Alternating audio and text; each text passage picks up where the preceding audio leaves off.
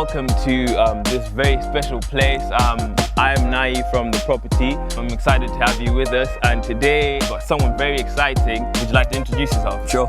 So I'm Davy. I own Edgewater Oaks, and we've developed this from a field of nothingness into hopefully what people see as these pretty special units, and that's why we're here today. Keen for you guys to join us. Stay tuned. Stay on for the video. There's a lot coming. It's just going to be very exciting. So come on, join us. Okay, so David, tell me, how did you get started into property? I already know on your Insta famous line that says you started with 6K savings, but I'd actually like to know before that. I always wanted to get into property because I think I'm pretty unemployable now, because I have that many ideas that I want to jump onto that idea, jump onto that.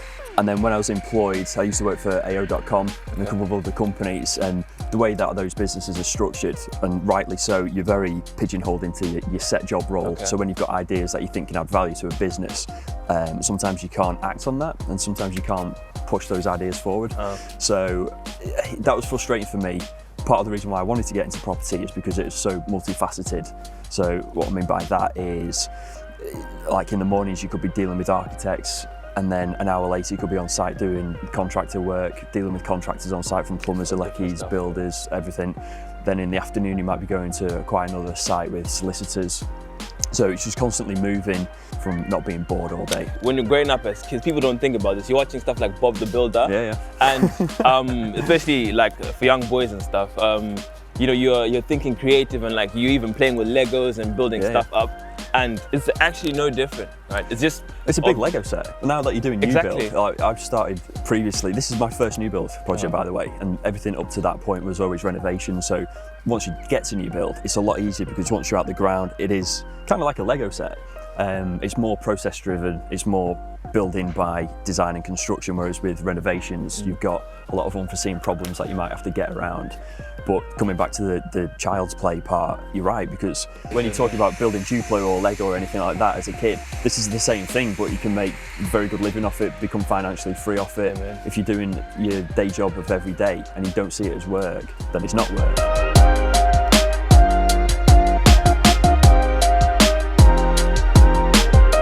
A lot of people are confused about education, career paths.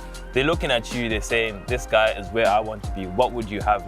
I'm not saying like give us, you know, the A to B kind of like, but like what? It's more the mindset. So if you go to A to B to C, there's just so many intricacies that you can't say this is the only path, you've got to do that and that, because there are a million ways to get, like if someone wants to use my journey as an example, there would have been 100 ways to get to where I am. So you're right, instead of giving a detailed breakdown, it's more mindset. So nobody wanted me to get into property because I had what's perceived as a stable job and it was a good career. So everyone was like, you're stupid to get out of that, because if it was so easy in property, everyone would be doing it. And I was like, it does seem easy. Why isn't everyone doing it? Because for the effort you put in, if you're willing to absolutely grind your ass off, then the rewards are unbelievable.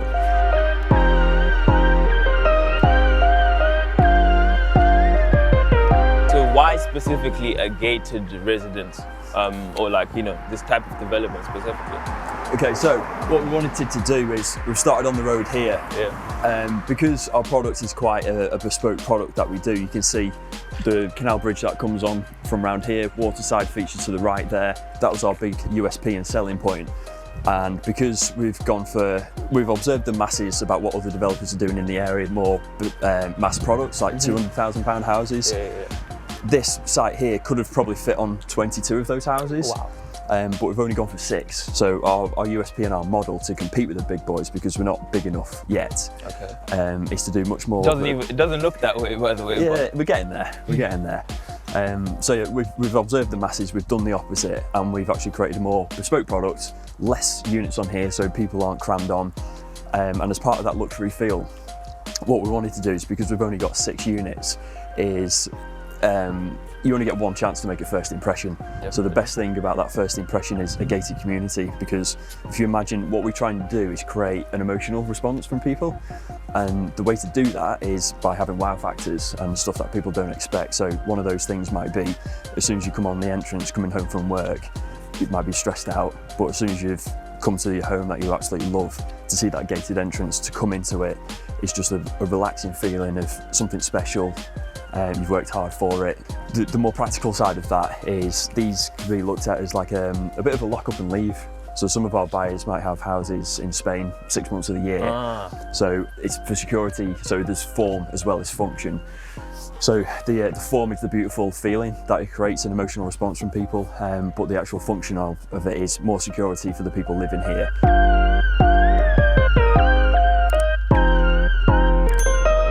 So yeah, what we do when we're looking at properties and land, because we were considering 3 other projects as well as this.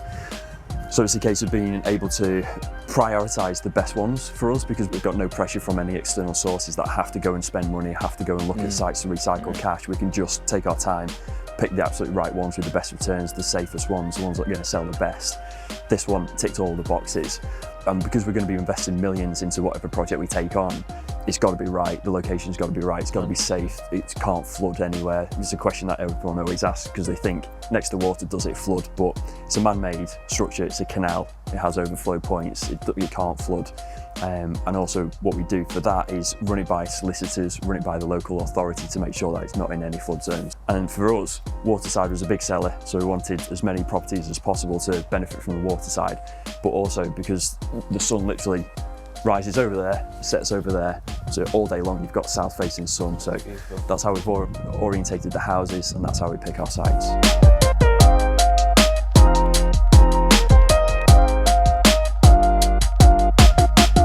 The big question I'm sure is on everyone's mind, how was this project funded? Robbing banks, selling drugs.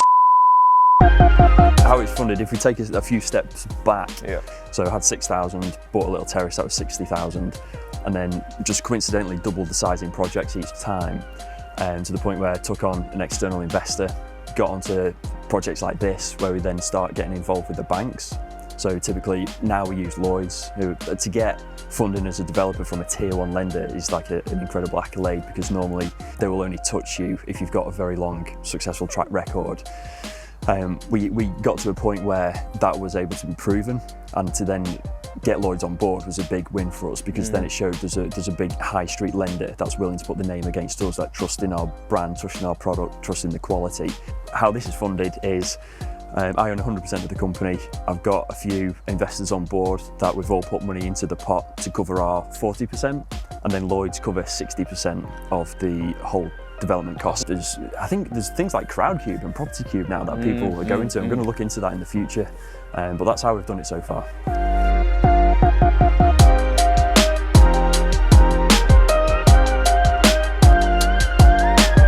Obviously on the property we post a lot of real estate, a lot of houses of this quality, and people, if I saw this on a picture, I didn't off the bat think the quote is probably 3-5 million, and you're talking 850. So at this level of detail, quality, how did you manage that sort of thing? So what we try and do as much as possible is reverse engineer stuff. So for example, kitchens, I'll give you an example. These are actually phenomenal kitchens that we get from Porcelanosa. So the build quality is incredible. They take us to the factory visits in Spain.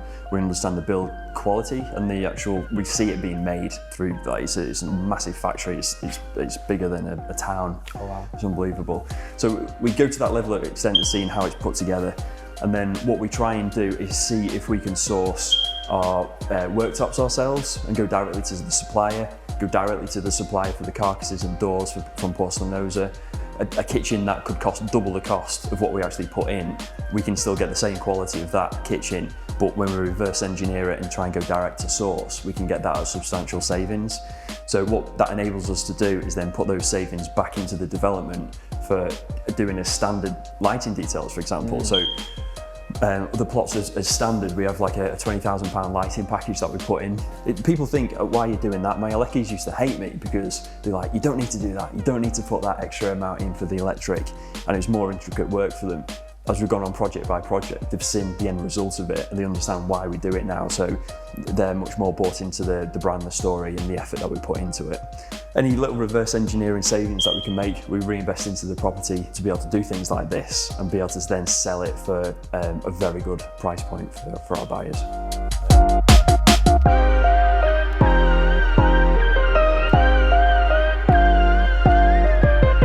big question is, obviously you got famous, the lad from Leyland, with the story about, hacking property through social media. How did you make this place stand out so much to the point where you basically sold it out online? Yeah, so the development is valued at £5 million. All of those sales came through Instagram. We've got, we do use an agent that we've used for a long time, and they are great, and they do the back office work. So once we've got the sales, and sales could still come from those guys, it's just serendipitous that it's all happened through social media, and that's grown from, there's probably about 800 to 1,000 followers 8 months ago, just on my own personal account. And just as I started going through, doing stories, showing people the journey, that's just gone up to 14,000 now, and the engagement's amazing. So how it's come about is, I think the level of detail that we go to, the quality of the design is inspirational. So it sits well on Instagram because everyone likes stuff on Instagram that's like aspirational. Looking nice, yeah. So it's an easy platform for that to go onto. And I think we've had a few influencers down that have just been genuinely interested in property development, genuinely interested in the design. They were going through their own journey of buying property at that time, so they wanted to see it. They've just come down, just off their own backs, done some stories going around. A couple of them got nearly 1 million followers. So then people seeing that journey and then jumped onto ours, seeing the level of quality that we do, seeing the price point, and it's a talking point, because if it's something different, people engage with it.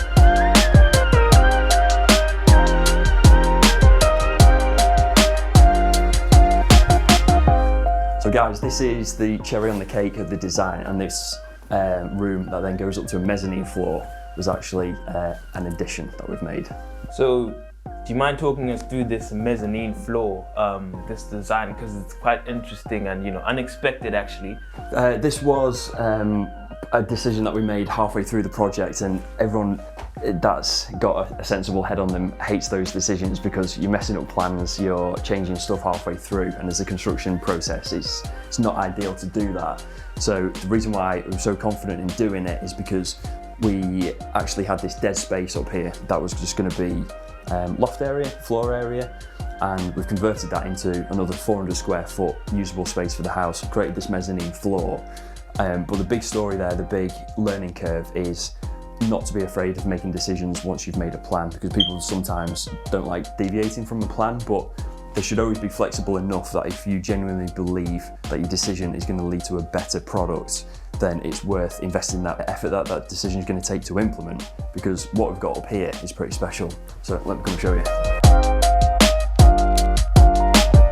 People have been talking about using this as a bedroom. Some people have talked about using it as a man cave, a gym up here, games room, pools room. But it's great for a teenager as well, because you've got that area that could be a study area downstairs or like a play area for a kid. And then we've got this area to retire up to up here with a really nice designed bathroom ensuite, which I'll show you into.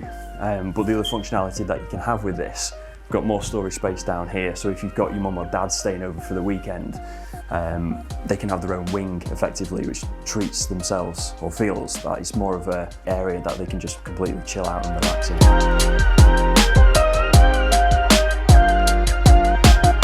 Okay, so we've basically taken a whistle-stop tour of Edgewater Oaks. I'm sure the people understand now that the quality is amazing. It's an amazing place, amazing development. So for the people who've missed out on this amazing opportunity to invest in such a thing, to be part of such a thing, please tell us you have more coming in the future. Yes, we do. So we've been lucky with this one in the sense of it's been so popular and oversubscribed. I've been very lucky that we've only prioritised people that have got no chain sales, so either cash buyers or people with mortgages that haven't got to sell a property to move in. So what that's enabled us to do is have a list of buyers that have got houses to sell that wanted to get onto here, and we've kept those buyers. We've just acquired another site not so far from here that is 2.6 acres. This is 1.2 acres, and we've got 6 houses on there. We've got one that's 2.6, and we're only putting on one more house onto it, so that's going to be for 7 units. Incredible location. It's in like a wooded area, so it's beautiful, it's special. The views of it are absolutely incredible. And then we've also acquired a site in Knutsford, so that is only for 4 units. They're going to be roughly about £1.8 million each. Again, greenbelt location, very special, great commuter links. So if you would like to get involved in what's coming in the future, obviously we'll put it down here. Follow David Price on Instagram and the Propertyy. Subscribe to the channel. This is the only way that you're gonna keep up or know about this. Make sure you follow, like, subscribe, and we'll keep you in the loop. We'll keep doing more videos. Tell us what you guys want to see in future. Thank you, David Price, for letting us into this beautiful place. And yeah, hopefully we can do this all again. Thanks, guys.